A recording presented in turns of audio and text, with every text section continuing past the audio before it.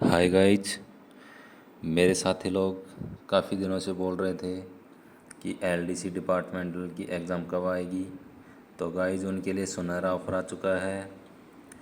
HCM ministerial मतलब head constable ministerial and ASI steno assistant sub inspector steno की LDC 2023 इन CRPF मतलब director ने निकाल दिया है। सीआरपीएफ डायरेक्टर ने की एचसीएम और स्टेनो की एग्ज़ाम का नोटिफिकेशन, जो कि स्टार्टिंग जो ऑनलाइन सबमिशन अब करना है, पहले ऐसे ऑफलाइन होता था।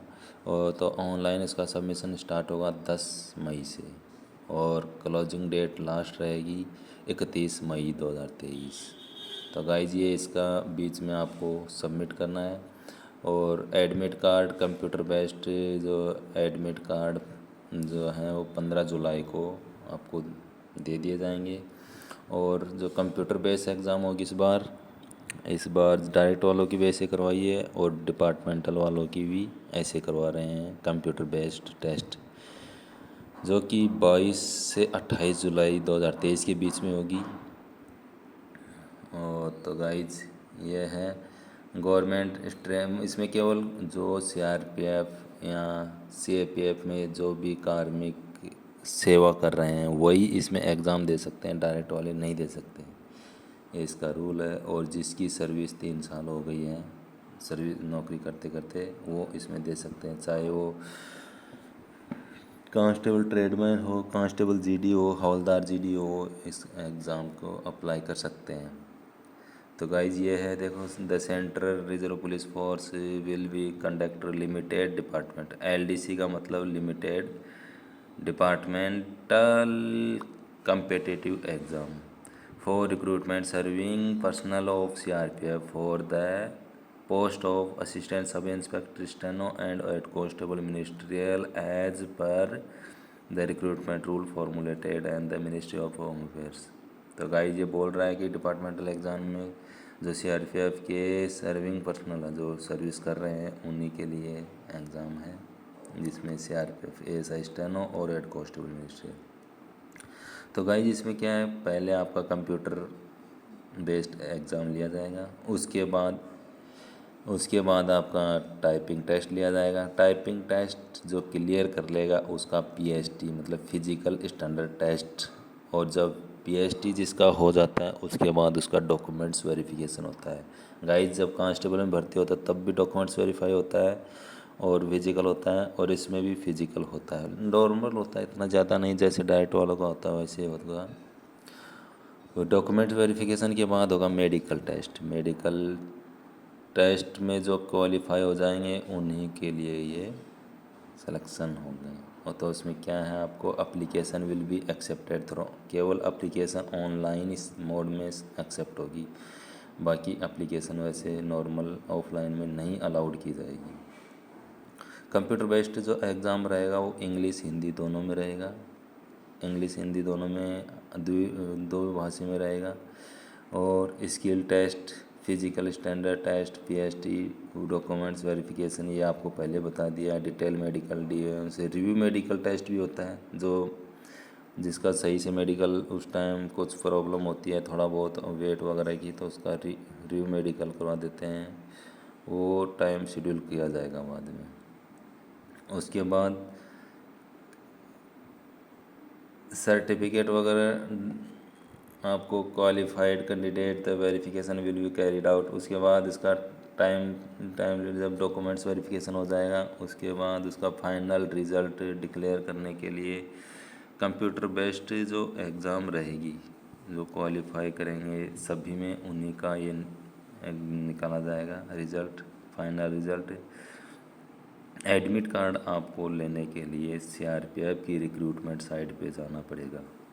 और इसमें क्या बोल रहा है कि download to any stage of test will not be send by post, facility for download admit card for provided to website पे आपको यहाँ से ये रिक्रूटमेंट का जो एडमिट कार्ड वो ले सकते हैं। Advise to regularly website CRPF test card stage. पहले क्या आता था, हमें इधर ऑफिस से ये इसका एडमिट कार्ड वगैरह ऑर्डर वगैरह मिलता था, लेकिन इस बार क्या किया है, ऑनलाइन से आपको एडमिट कार्ड लेना पड़ेगा। each state test every candidate should be ensure the bring 2 color photocopy of admit card। 2 colour उस टाइम ये भी है आपकी बार कलर का एडमिट कार्ड चाहिए, ना कि नॉर्मल वाला। और 1 कलर कॉपी एडमिट कार्ड, 2 एक खुद को रहेगा के पास रखनी है और एक जो वहाँ चेकिंग के लिए रहेगा उनको एक कॉपी देनी पड़ेगी आपको, इसलिए 2 कॉपी ज़रूरी है कलर वाली निकालने के लिए, कलर प्रिंट एडमिट कार्ड के लिए। और इसमें जो पे स्केल रहेगा 7 CPC के तहत रहेगा। पोस्ट पे स्केल क्या रहेगा कि head constable sub inspector steno के लिए 5 लेवल में 29,200 से लेके 92,300 तक रहेगी। इसके बाद हेड कांस्टेबल मिनिस्ट्रियल का पे लेवल 4th रहेगा जो 25,500 से लेके 81,100 तक रहेगा। तो गाइज ये है। और पोस्ट जो है इसके अलावा DA रहेगा, HRA रहेगा, इसके बाद TA रहेगा, राशन मनी रहेगा, यूनिफॉर्म अलाउंस जो चल रहा है, फिर फ्री अकोमोडेशन रहेगा, free medical facility, free leave pass in a year during leave, other allowance और एडमिसिबल जो लागू हैं रूल के अनुसार वो आपको दिए जाएंगे। 2 तो कांस्टेबल में भी ले रहे हैं गाइस ज़्यादातर।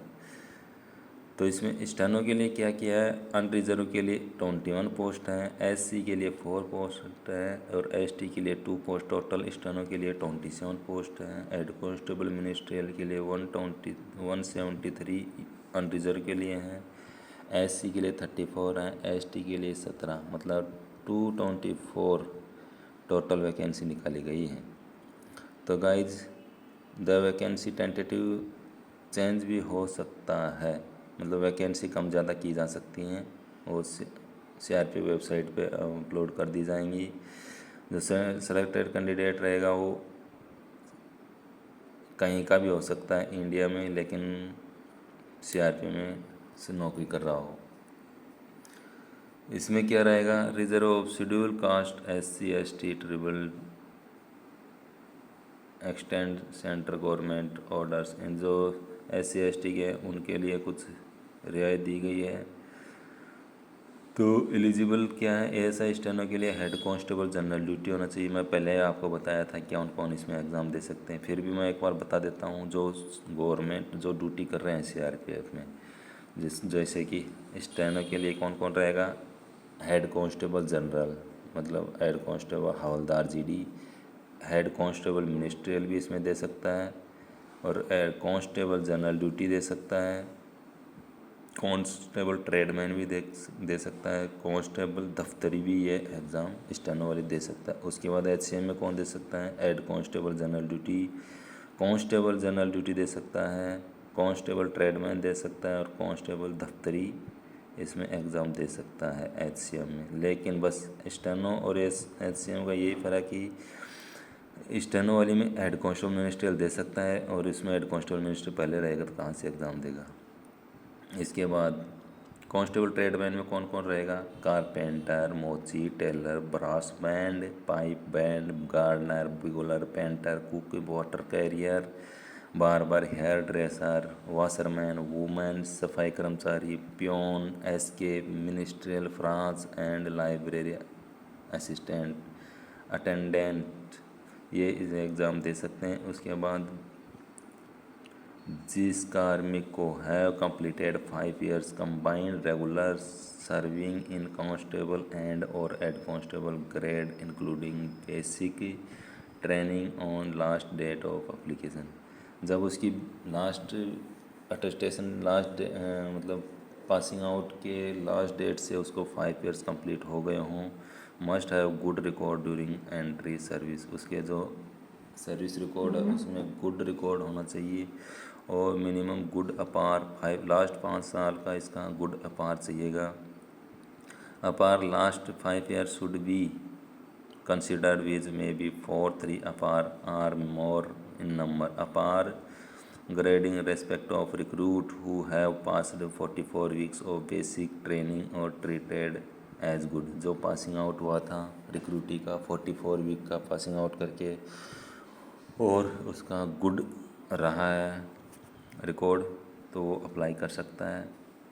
ACRFR grading good satisfactory is at per candidates have satisfactory grading are also eligible।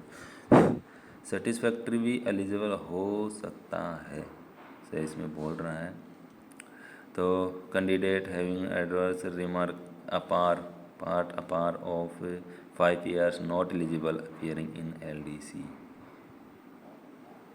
तो गाइज जिसका 5 साल का अपार नहीं है वो इसके लिए एलिजिबल नहीं है। 5 साल कंप्लीट होना चाहिए, चाहे वो रिक्रूटमेंट का भी साथ जो ट्रेनिंग पीरियड का भी चलेगा, होना चाहिए। लेकिन इसके बाद दिया है सेक्शन 11 CRPF 49 में दिया गया है rule 27 rule 955 during the serving eligibility period year and till issue offer appointment blemish record. कोई किसी प्रकार का कोई ख़राब रिकॉर्ड नहीं होना चाहिए। Candidate non punishment of blemish कोई प्रकार, वही आपको बताया है, कोई किसी प्रकार का वार्निंग नहीं लगा हो, एडवाइजरी नहीं जारी की गई हो, एनक्यूएस ना किया गया हो, या फिर किसी प्रकार की कार्मिक के ऊपर DEPE पेंडिंग ना हो, DEPE, और उसका मेडिकल कैटेगरी SAP 1 होना चाहिए जो वैल्यू रहेगा इसी साल का।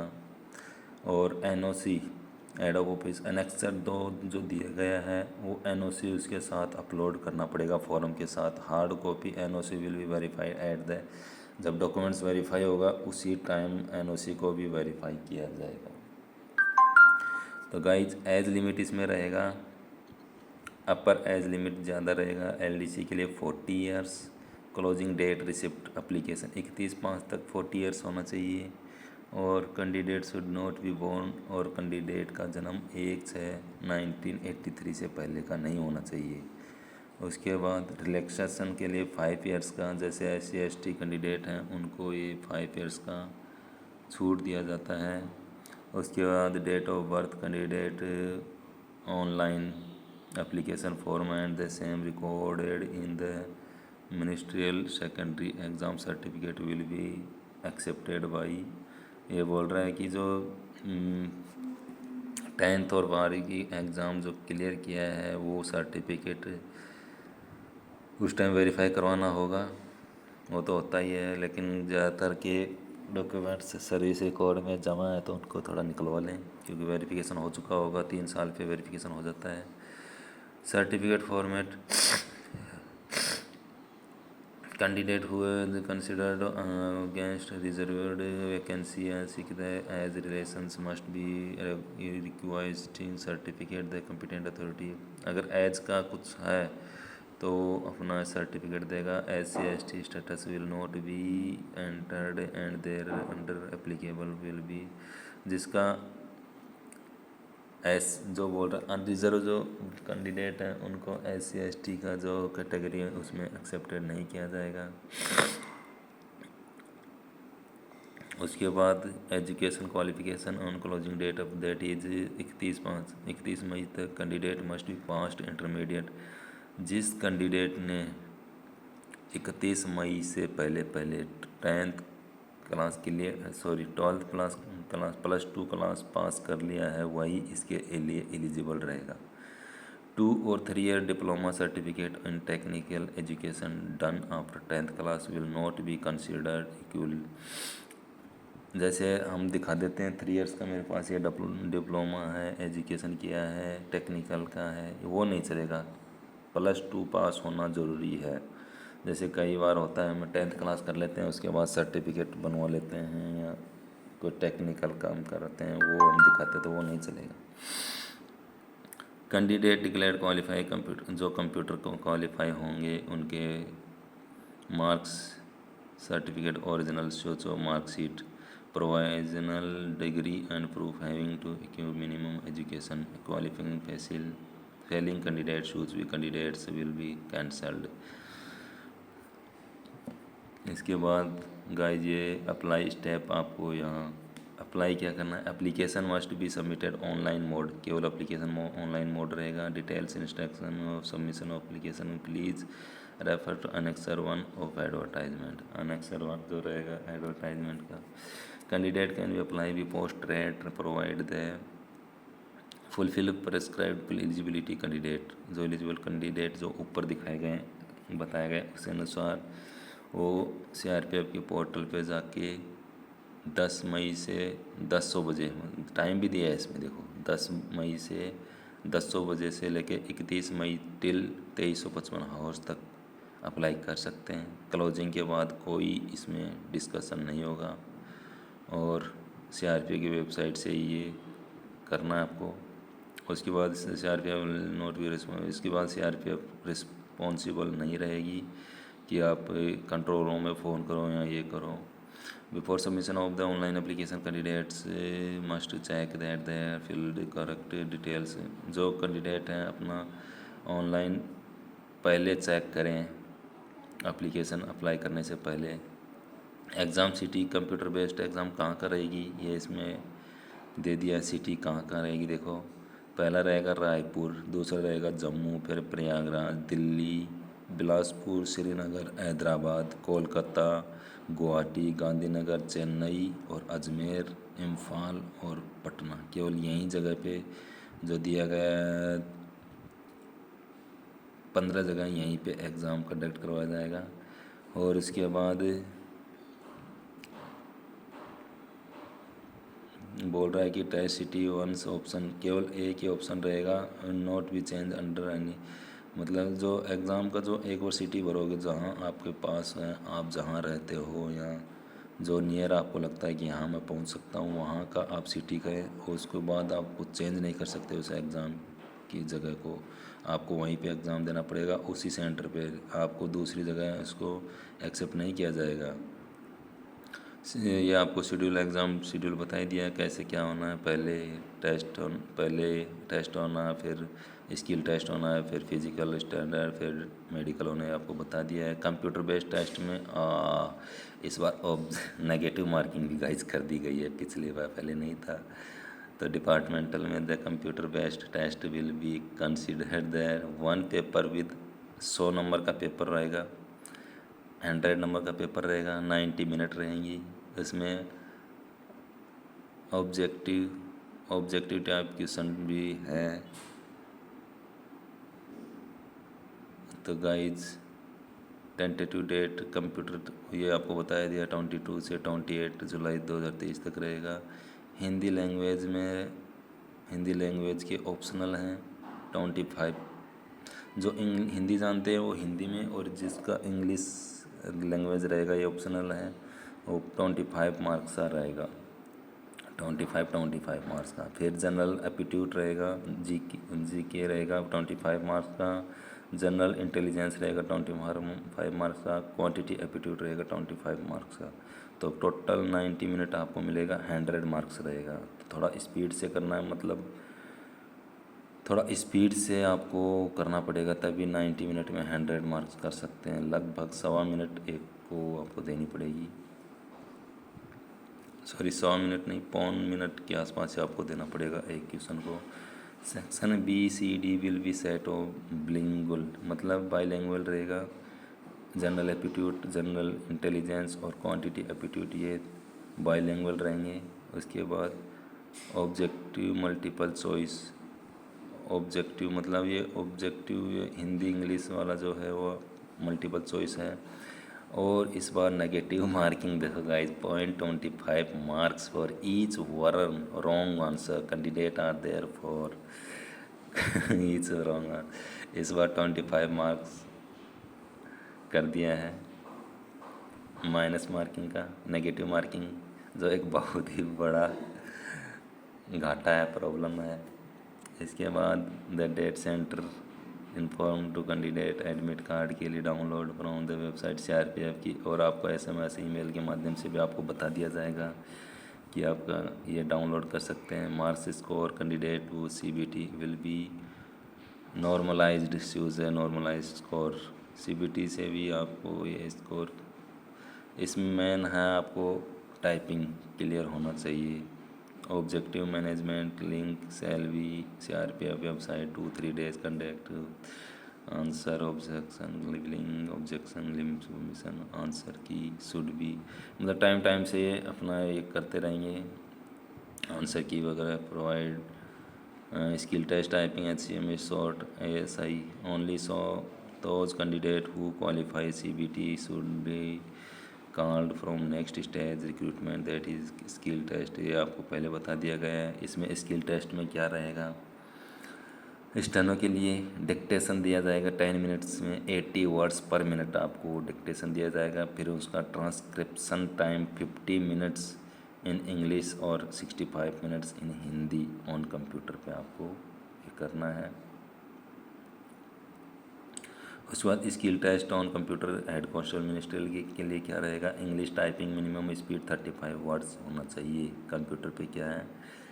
तो स्टेनो में क्या था 10 मिनट में 80 वर्ड्स पर मिनट चाहिए, और इंग्लिश टाइपिंग में उसका शॉर्ट एंड होना चाहिए तभी स्टेनो कर सकता है। और इंग्लिश ये हेड कांस्टेबल मिनिस्ट्रियल में टाइपिंग 35% इंग्लिश में और हिंदी में 30 वर्ड्स पर मिनट के टाइपिंग होनी चाहिए, और 35 पर मिनट्स और इंग्लिश 30 वर्ड्स पर मिनट्स हिंदी करस्पोंडेंस मतलब 10,500 की डिप्रेशंस पर हावर्स इन इंग्लिश और 9,000 key depressions per hours in Hindi with average of 5 key depression for each word on computer.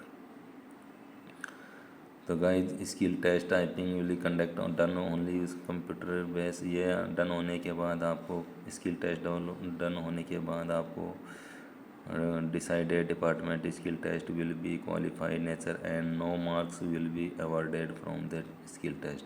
और कोई एक्स्ट्रा मार्क इसमें आपको कोई सी प्रकार का मार्क्स इसमें नहीं दिया जाता, केवल क्वालिफाई चाहिए।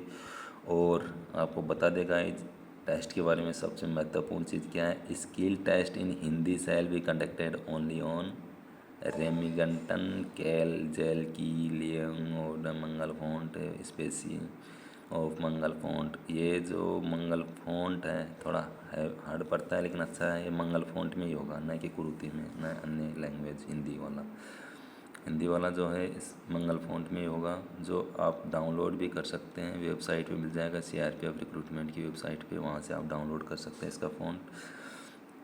ईच एरर इंक्लूडिंग स्पेलिंग, किसी भी प्रकार की आप मिस्टेक करेंगे तो आपका 5% मार्क काट लिया जाएगा, चाहे वो हिंदी में हो चाहे इंग्लिश में हो, 5% आपको काट दिया जाएगा।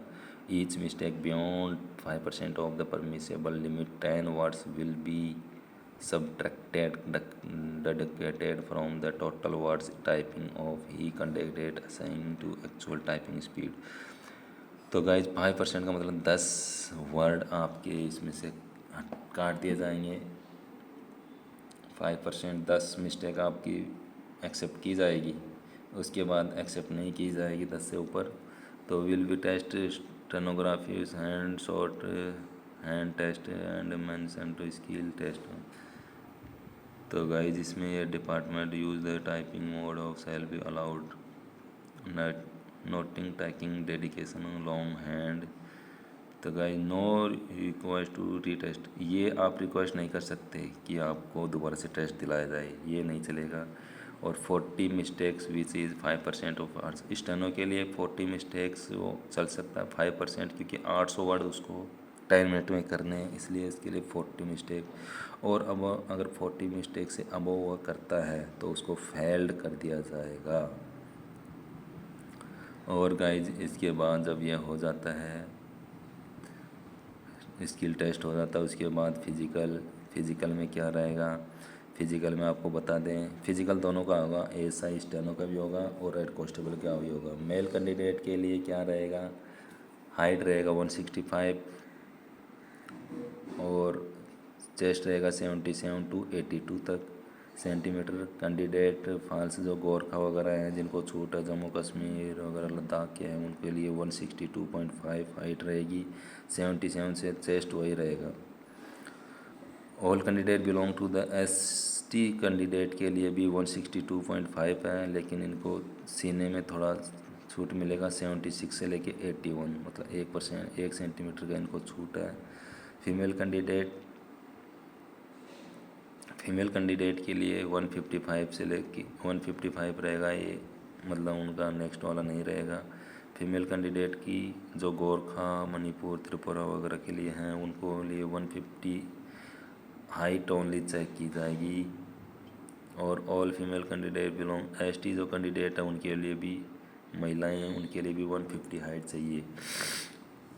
उसके लिए perform correspondence of the height of age, ये हाइट में जो डिस्क्वालीफाई रहेगा वो डिस्क्वालीफाई रहेगा, उसके लिए दोबारा से नहीं किया जाएगा। Chest measurement female candidate will B not chest measurement जो फीमेल के लिए एक्सेप्टेबल नहीं है। रिलेशन हाइट ऑफ चेस्ट में केस भी, अगर जो हाइट चेस्ट वगैरह में छूट लेना चाहते हैं वो अनेक्सर 6 जो परफॉर्मा है उसको भर के दे सकते हैं, क्योंकि वैसे भी कांस्टेबल जो भर्ती होंगे वो तो बिना हाइट के तो हुए नहीं होंगे, उसी हाइट के अनुसार उनको माना जाएगा। उसके बाद मैट्रिकुलेशन सेकेंडरी प्लस 10वीं और 12वीं का सर्टिफिकेट चाहिए। मेडिकल के लिए मेडिकल एग्जामिनेशन इसमें दिया गया है। Officer medical board conduct to CRPF का ही मेडिकल ऑफिसर रहेगा जो ये करवाएगा मेडिकल। जो अनेक्सर अनफिट एज पर अनेक्सर से 8 जो RME candidate will be review medical वालों को लिए अनेक्सर 7 दिया जाएगा। और second candidate should be submitted within 24 hours after he is inform to he is unfit in the 24 hours में आपको बता दिया जाएगा। जो अनफिट गाइड कैंडिडेट रहेंगे उनको फिट रहेंगे उनको फिट बता दिया जाएगा। उसके बाद आपको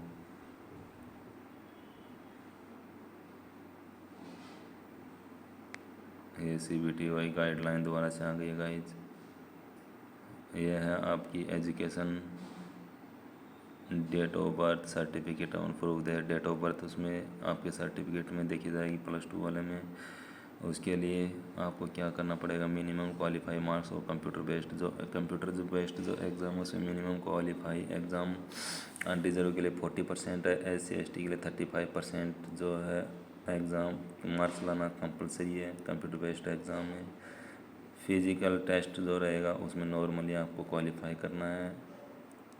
मेरिट ऑल ओवर इंडिया में जो एग्ज़ाम देंगे कैंडिडेट उन्हीं पे लागू रहेगी। Date of birth holder candidates placed higher alphabetical order of names of the candidates and CRPF decision final रहेगा। CRPF का डिसीजन फाइनल रहेगा, कोई उसमें कोई इंक्वायरी नहीं रहेगी। Correspondence will be entered in the, बाद में कोई इसकी मतलब कॉरेस्पोंडेंस करने की ज़रूरत नहीं है। जो CRPF ने डिसाइड ले लिया, डिसीजन ले लिया, वही डिसीजन रहेगा।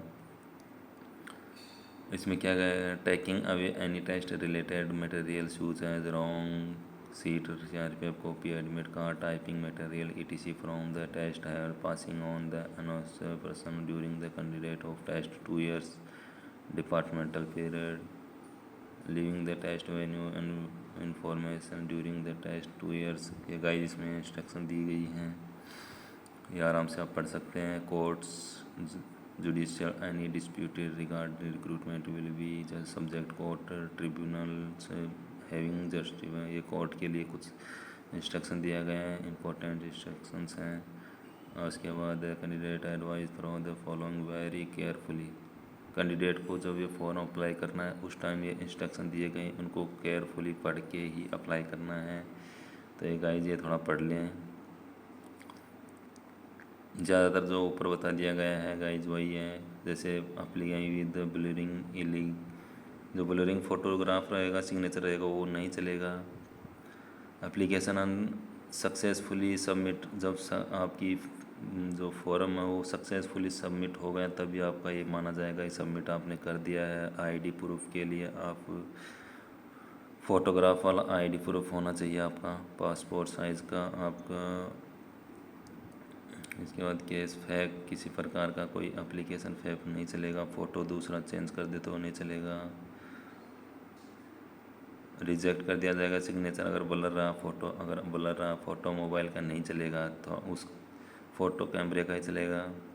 ब्लू बैकग्राउंड होना चाहिए। Recruitment centre with 5 days of declare to result of 5 days period, 5 दिन में आपका रिजल्ट डिक्लेयर कर दिया जाएगा कट ऑफ मार्क्स। उसके बाद आपका LCM before as to LDC exam eligible candidate. तो गाइज ये हैं, केयरफुली अपना फॉर्म भरें। CRPF की साइट पे जाके ऑनलाइन सबमिशन, आपको स्टेप 1 स्टेप 2 अप्लाई। स्टेप 1 वही जैसे डायरेक्ट वाला किया था। स्टेप 1 में आपको जाना है CRPF की साइट पे, NOC वगैरह आपके पास होनी चाहिए, फ़ोटो होनी चाहिए, सिग्नेचर होना चाहिए आपके पास अपलोड करने के लिए, क्वालिफाइंग और रजिस्ट्रेशन जैसे candidate agree to terms, candidate signature I agree करेंगे। एग्री स्टार्ट बटन पे क्लिक करने के बाद आपको डिक्लेयर इन्फॉर्मेशन पर्सनल आपकी डिटेल रहेगी वो भरनी है। फिर आपका ईमेल पासवर्ड, ईमेल पे आपको OTP पासवर्ड भेजा जाएगा। उससे आप स्टेप 2 फॉर्म अप्लाई कर सकते हैं। स्टेप 2 फॉर्म आपको पता ही है कैसे भरना है। पर्सनल डिटेल, क्वालिफाइंग डिटेल्स ये इसमें रहेगी, एड्रेस वगैरह, कहाँ आप एग्ज़ाम देना है, इंस्ट्रक्शन ऑफ स्कैनिंग, आपको फ़ोटोग्राफ, सिग्नेचर, कैंडिडेट सिग्नेचर के फ़ोटो JPG में फ़ोटो होना चाहिए, JPG में आपकी सिग्नेचर होना चाहिए। Coloured photo of size, colour photo का साइज़ 35 mm से 45 mm, height not older than 3 month से ज़्यादा उसका फ़ोटो नहीं होना चाहिए। ब्लैक वाइट फ़ोटो एक्सेप्ट नहीं होगी। Light background, light grey white is suggest, no patterns, कोई पैटर्न्स नहीं। लाइट बैकग्राउंड होना चाहिए, लाइट ग्रे होना चाहिए, लाइट वाइट थोड़ा चलेगा। The face should be 70 to 80% the photo, the applicant should look straight and camera with normal expression, normal कैमरे से चलेगा। Avoid uniform for colours matching the background, जो यूनिफॉर्म है उसके मैचिंग का फ़ोटो नहीं चलेगा, अवॉइड करें। इसके बाद वियर ऑप्टिकल्स ग्लास नहीं चलेंगे, जो और 50 से 100 KB के बीच में JPG फॉर्मेट में होनी चाहिए। सिग्नेचर क्या क्या रहेगा, ब्लैक, जो सिग्नेचर रहेगा आपको ब्लैक पेन, इंक पेन से करना है। Signature must be sign to application note, other pen से नहीं चलेगा। Please sign the signature note be enter the page, और वो 50 से 100 KB के बीच में JPG फॉर्मेट में होना चाहिए। इसके बाद टेक्निकल क्वेरीज आपको कोई हो तो ऑनलाइन आपको मेल के माध्यम से मेल रहेगा आपका helpdesk.bharti.nic.in पे, या कॉल नंबर आपका रहेगा 022610875229। 100,000 to 1800 वर्किंग डेज तक ये काम करता है, जो कि ये नंबर दर्शाया गया है। इसमें ये आपका NOC वाला पैटर्न ये रहेगा, जिसमें आपको अपार वगैरह भरना है, नाम, रैंक, LDC, कितने बार आपने ऑप्शन लिया, कितनी बार एग्ज़ाम दे चुके हैं। ये एग्ज़ाम पिछले लगभग 8-9 साल हो गई हैं, इसके बाद निकला है। ये फॉर्म में आपको ये 5 ईयर्स का अपार ग्रेडिंग चाहिएगा। Average good, very good, outstanding और NIC ये चलेगा, NIC होना भी चलेगा। Annexure 3 में फॉर्मेट है SC/ST कैंडिडेट का, ये कास्ट सर्टिफिकेट है, फॉर्मेट ये रहेगा।